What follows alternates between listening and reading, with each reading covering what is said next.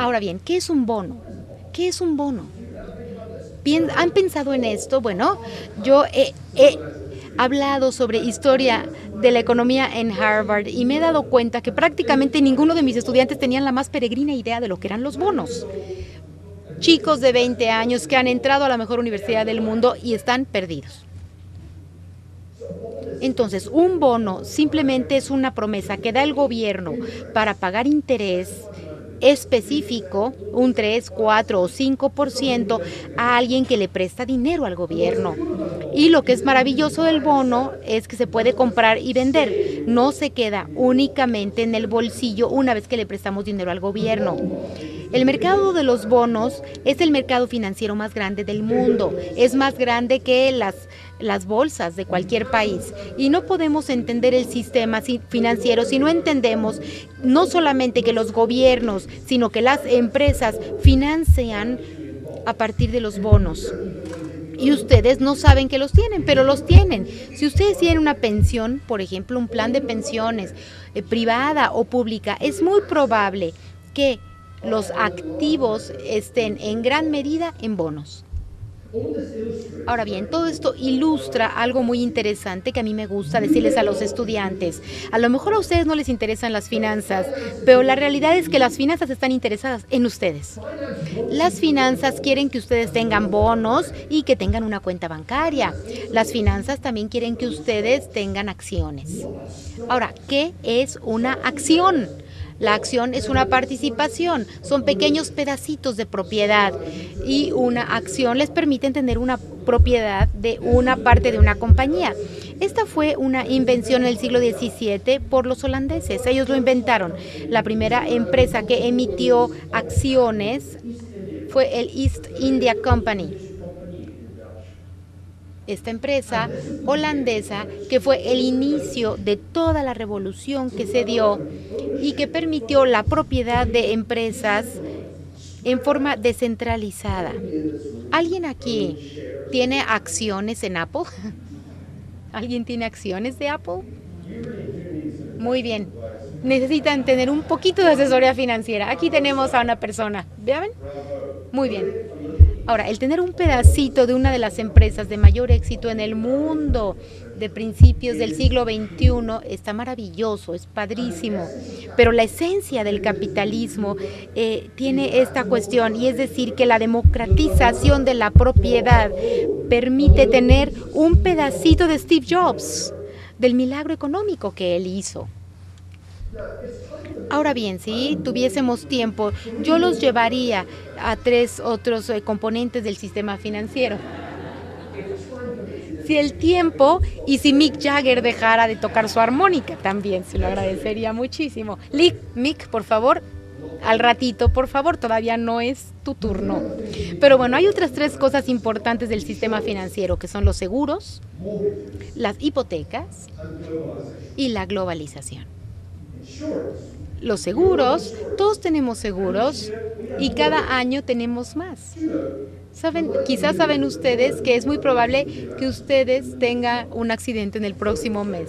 Lamento decirles, pero hay la gran posibilidad de que alguno de ustedes tenga un accidente. Y espero que esa persona tenga un seguro para esta eventualidad, a lo mejor de un choque o de un accidente automovilístico.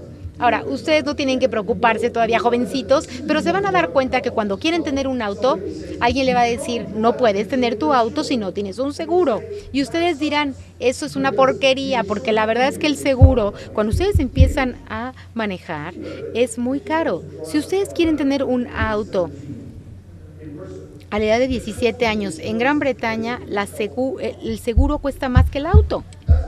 Y esto es porque las empresas aseguradoras saben que los chicos de 17 son lo más peligroso que anda detrás de un volante.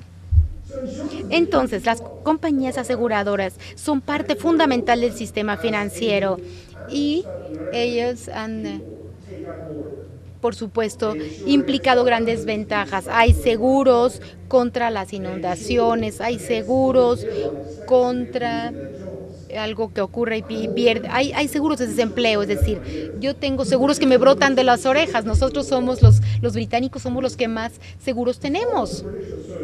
Nosotros estamos muy asegurados porque es uno de los países más seguros del mundo. En verdad, necesitamos más seguros aquí que los que tenemos y ya les va a llegar de todas maneras. Ahora, otra cosa que yo mencioné son las hipotecas, es decir, el tomar un préstamo enorme de un banco para poder comprar una casa y después pasar 30 años tratando de pagar el préstamo. Para la mayor parte de la gente, la transacción o una de las transacciones más importantes en su vida es la compra de una casa y la mayor parte de los norteamericanos y de los europeos, con pocas excepciones, lo hacen. Es una transacción muy interesante cuando la pensamos porque representa un apalancamiento muy importante o una inversión basada en deuda en un activo único que tiene una gran liquidez, es decir, que se puede vender.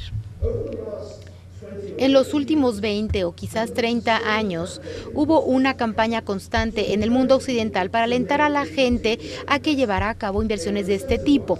Había incentivos fiscales, por ejemplo, para hacerlo. Si ustedes sacaban una hipoteca, el interés prácticamente se puede deducir de impuestos versus si ustedes hacen su inversión en Apple, por ejemplo. Entonces la gente empezó a comprar casas y empezó a pedir prestado para hacerlo.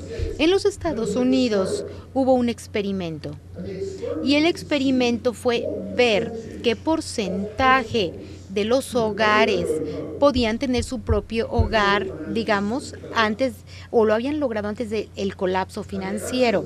Y la respuesta fue un 69%. Ahora, cuando la propiedad de un 69%, o sea, un 69% de los hogares eran propiedad de las familias, fue cuando el sistema financiero empezó a caerse, porque se dieron cuenta de que era un porcentaje demasiado alto. Ahora, el componente financiero que tenemos que entender es que no es global. Las instituciones que he descrito en este momento, el dinero de los bancos, los bonos, las acciones, las aseguradoras y las hipotecas, estos 5 pilares de las finanzas inventadas en el mundo occidental no son globales, pero de cualquier manera han permeado y van ganando terreno. Prácticamente todo mundo, incluso en África. En África, por ejemplo, la gente ya tiene un teléfono celular y esto es muy útil para el mundo financiero. Así pues, sí estamos frente a la globalización de estos aspectos. Este sistema había funcionado bien y lo ha hecho por muchos años, no sé, 300 años. El tener esas instituciones dio grandes riquezas a los países y los países que no lo tenían eran los países pobres. Ahora, no olvidemos esto, no concluyamos de la crisis financiera que los bancos son malos, que los mercados de acciones son lo peor de lo peor. No, esa no debiese ser la idea. El estar en Wall Street y tomar la calle no va a resolver. Imaginen que realmente tomaran Wall Street. Imaginen qué sucedería si estos chicos tomaran el control de Wall Street. Estaríamos en la peor depresión en 15 minutos, se los aseguro. Entonces, no nos dejemos llevar por la emoción. Hay que entender qué fue lo que salió mal para entonces poder lograr que el sistema sea más estable, no para vilipendiar el sistema, digamos.